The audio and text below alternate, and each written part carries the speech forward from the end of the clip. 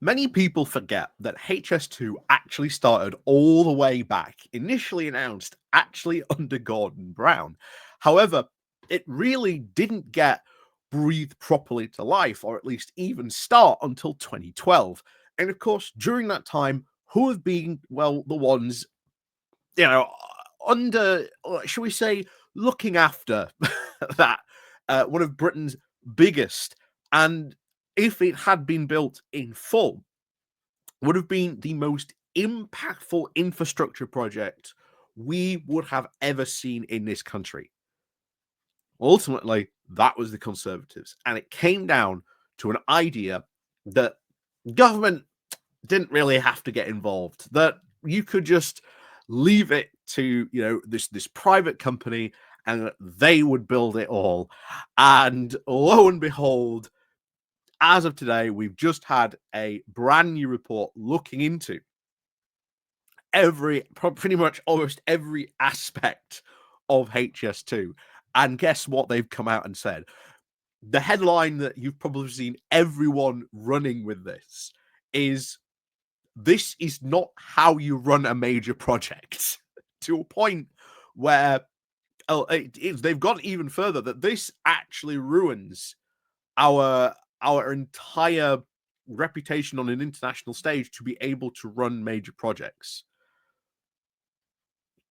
And I think this really opens a case for this should be looked into even more.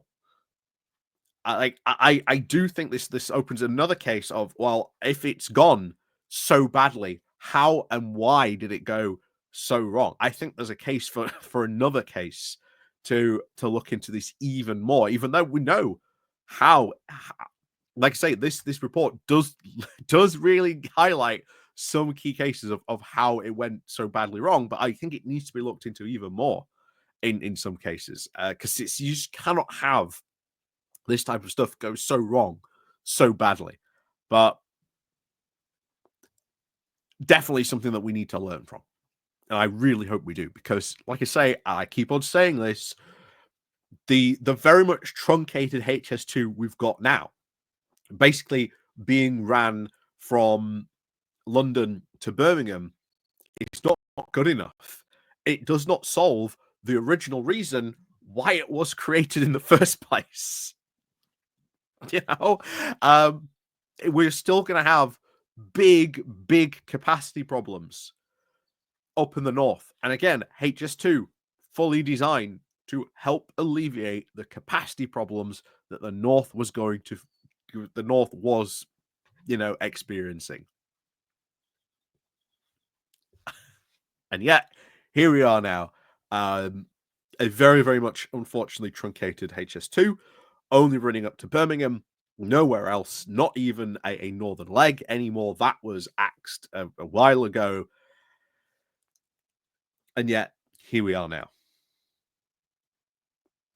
The case and the question of how and why we got to this case is, I think, something that does need looking into, and will probably be looked into for years to come.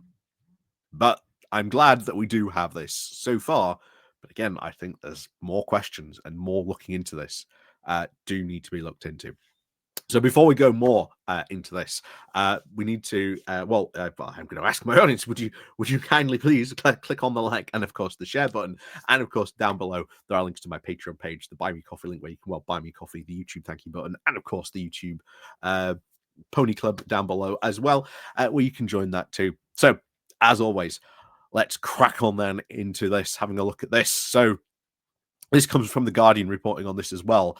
HS2, a casebook example of how not to run a major project, MPs say.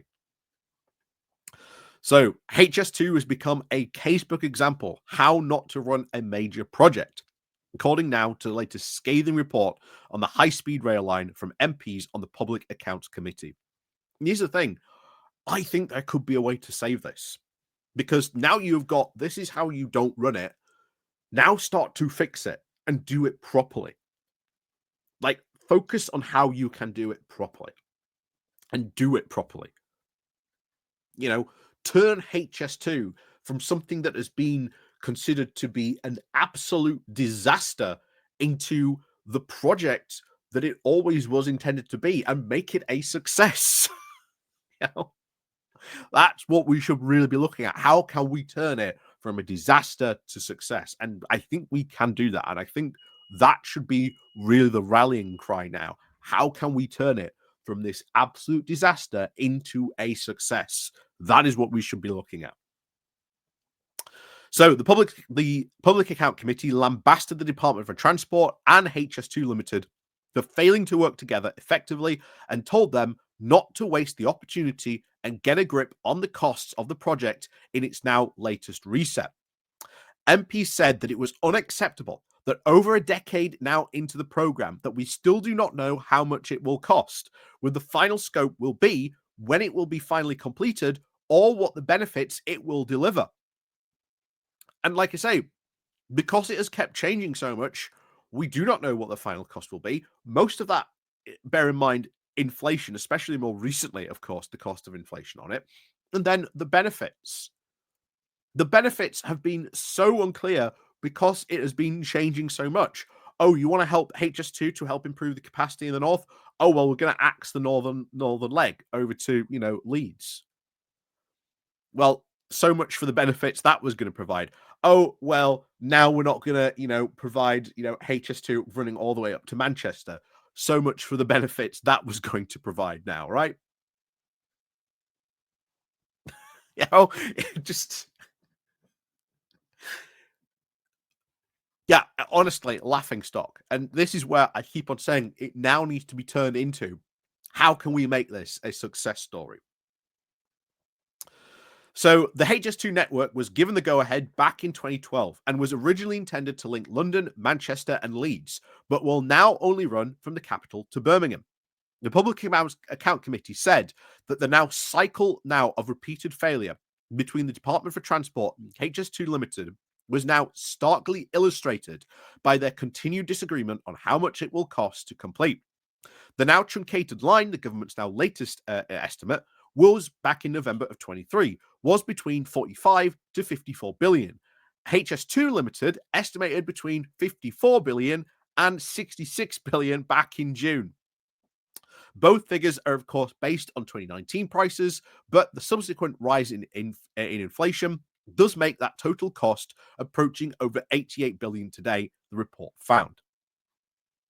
So the big question is, even with now this increased price tag, absolutely you should finish this infrastructure project. You should not be afraid to invest in infrastructure, because the price is for this infrastructure is, as always, it ends up paying for itself in the long run.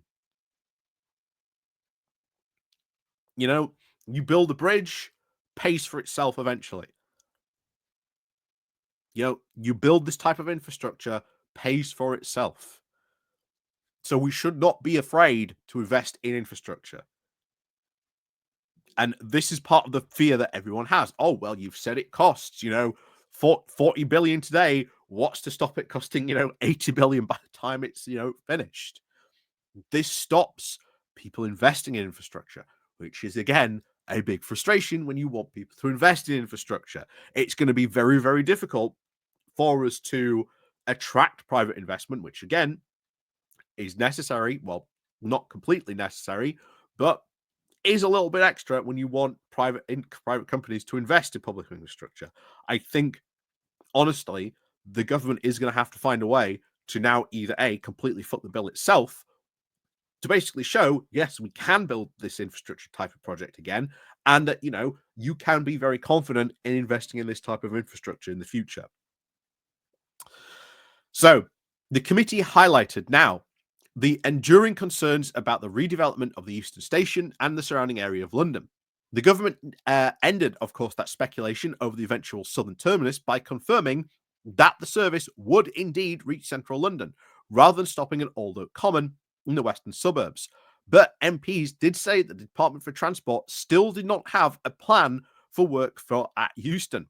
They concluded by saying the department has failed in its oversight and financial control over one of the most important public sector projects there is in a now reputational risk to the UK. Yeah, I agree. And quite frankly, every head of that department should be called in to answer for that.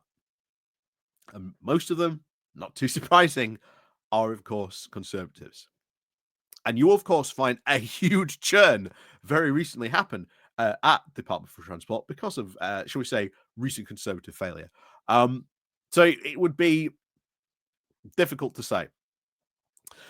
Of course, the new chief executive of HS2 Ltd, Mark Wilde, who was previously engaged to finally deliver Crossrail, the project that became the Elizabeth Line, to an amended schedule and budget. Wilde told the committee in the hearings that the cost escalations were partly the result of conflicts with major construction firms that had been badly designed and left the risk with taxpayers. We are seeing that constantly happening, by the way. A lot of these construction contracts that we have seen that have been failing, done under conservative governments, instead have been left all the risk on the taxpayer. That if these construction firms do not deliver, they still get all the money with none of the risk. This is the continuing disaster story going on with Ben Houchen and his Freeport. You've seen that very recently with the new airport. Oh yes, we'll invest in all this, airport stuff that's going on. Oh, but that private company has absolutely 0% of the risk. It's all on the taxpayer. But you want private companies to get involved? No, they should shoulder that risk as well. If they don't deliver, then that risk is on them. But this is what conservatives seem to have been doing, giving out these contracts that all the risk is now on the taxpayer, and these private companies that they want to bring in share none and shoulder of the risk. That should not be the case. Should absolutely not be the case. He has now, of course, embarked on a review and a reset of the remaining program of works for HS2. MPs said that they have now had very little confidence that the steps being taken now to control the costs will make any significant difference, but they do urge the department and HS2 Ltd must not waste any of the latest opportunity to reset the program properly, learning lessons from past mistakes and now maximizing now for the taxpayers what value they can have from this huge investment. The previous review carried out in 2020 because of the escalating costs and delays, but then the then Prime Minister Boris Johnson decided to continue with the scheme. The leg to Leeds was of course allowed to lapse, however, and in late 2023, Rishi Sunak axed plans for the line now north of Birmingham. So it's just been, well, it's still going to escalate in cost, but we're just going to scale it down. Those two decisions by Boris Johnson and Rishi Sunak were terrible decisions, quite frankly. A spokesperson for HS2 said that Wilde agreed with the committee's conclusion that there had been a failure in now the management of HS2 cost and schedule. He is now trying to take decisive action to get the project back on track at the lowest feasible cost, they said. His fundamental reset is now critical to ensure that the successful delivery of HS2 goals, driving economic growth and connecting our biggest cities with now a fast and reliable journeys. A spokesperson from the high-speed rail group representing suppliers to the project said the report highlighted now the damaging consequences of the government interventions over the last 2 years. Each and every change in the scope has now added to the delays and costs. So, turned out, yeah, Rishi Sunak, Boris Johnson were to blame over those. The Public Account Committee's chair, Geoffrey Clifford Brown, said it is time now to deal with HS2 as what it is, a very cautionary tale that should now be studied by future governments in how not to run a major project. A Department for Transport spokesperson said the continued climbing costs of HS2 are completely unacceptable. This is why the government acts now swiftly to get the project now back under control by bringing in new leadership to HS2 Limited, directing the company to begin work on now resetting its culture, schedule, and costs, and now reinstating a robust ministerial oversight, which is again what it has been lacking, that ministerial oversight, for quite some time. Not just projects like this, but others. So we should be certainly looking at this absolutely looking at this. But I think the rallying cry should now be, how can we turn this project from what many people consider to be a failure into a success? And I hope that's what happens. I hope we look back on this as the turning point in the story of HS2. I really do. I really do want us to see the scope of HS2 be realized again, that it can continue on from Birmingham up to Manchester, and that we do see that northern leg. You know, that needs to happen. Otherwise, the HS2 we get, kind of pointless. Doesn't solve many of the greatest problems we see with our rail network. So, as always, thank you very much for watching. And of course, as always, we'll see you all next time.